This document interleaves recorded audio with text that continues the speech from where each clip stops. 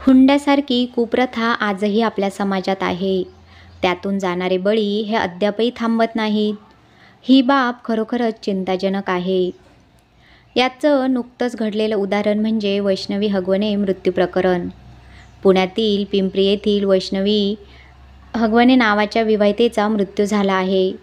16 मे 2025 रोजी तिने तिच्या आत्महत्या केल्याचं सांगितलं जात आहे.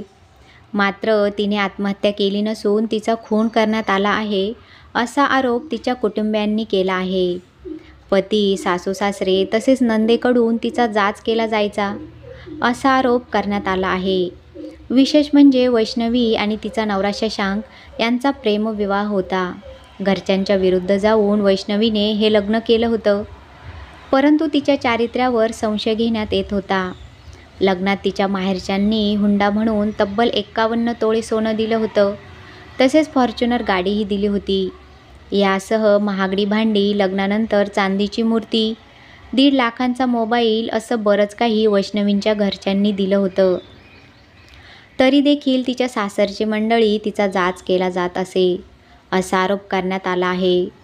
कालपासून एक पोस्ट फिरते, बातम्या फिरतायत, बघून काळीज सुन्न झालं. एवढ्या पैसेवाल्या लोकांचे हे हाल आहे, तर आपल्यासारख्या मध्यमवर्गीय माणसांचं काय? जावई खूप पैसेवाला भेटला, हे ऐकून गावातले लोक वाकून नमस्कार करत होते. बापाच्या चेहऱ्यावर अभिमान होता आणि घरच्यांच्या नजरेत समाधान.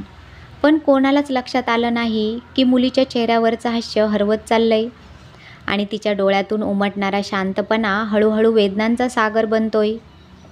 मुलगी वैष्णवी प्रेमविवाह केला होता. स्वतःच्या मनाने जोडीदार निवडला होता. संसार साजरा करायची स्वप्न पाहिली होती. पण सासरचं घरी प्रेम नाही, मालमत्ता मोजत होतं.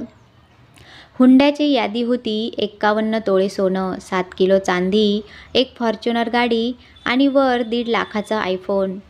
एकूण 2 कोटींच्या मागण्या होत्या. पण जेव्हा सासरकडचं प्रेम सोन्याच्या तोळ्यात मोजलं जातं, तेव्हा संसाराचा पाया प्रेमावर नव्हे हव्यासावर उभा राहतो. ती रोज जिवंत मरत होती. तिचं मौन सांगत होतं की सोनं अंगावर असूनही ती मनाने कोरी होती. चांदी अंगात असूनही तिच्या नशिबात काळं अंधार होता.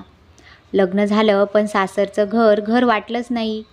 पतीने साथ द्यायचं सोडलं. सासरच्यांनी रोज नवी मागणी केली आणि तिचं आयुष्य एक बोचरी फास बनून दररोज तिचा गळा आवळत गेलं. आणि अखेरीस वैष्णवी गप्प झाली की तिला गप्प केलं गेलं, कायमचीच. ही केवळ आत्महत्या नाही, ती हत्या आहे. एका जिवंत हसऱ्या प्रेमळ मुलीची हत्या. समाजाने, सासरने आणि त्या विकृत हुंडा संस्कृतीने मिळून केलेली.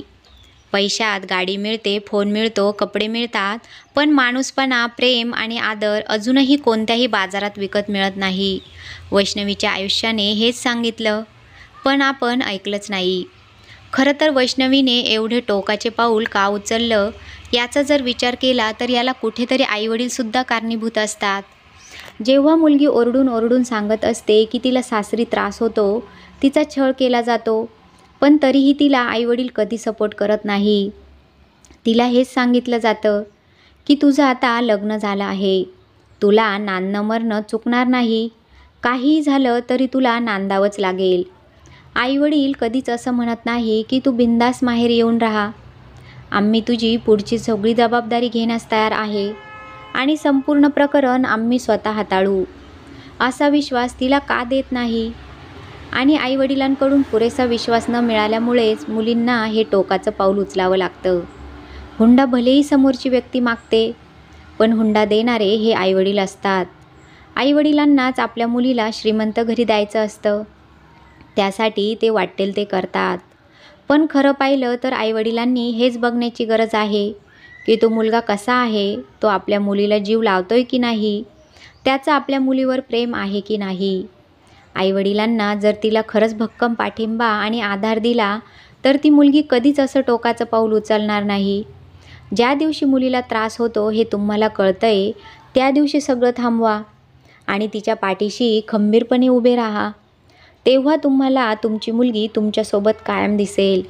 नाहीतर असंच ती गेल्यानंतर रडत बसावं लागेल. तुम्हाला काय वाटते नक्की कमेंट करून सांगा आणि चॅनलला सबस्क्राईब करा. धन्यवाद.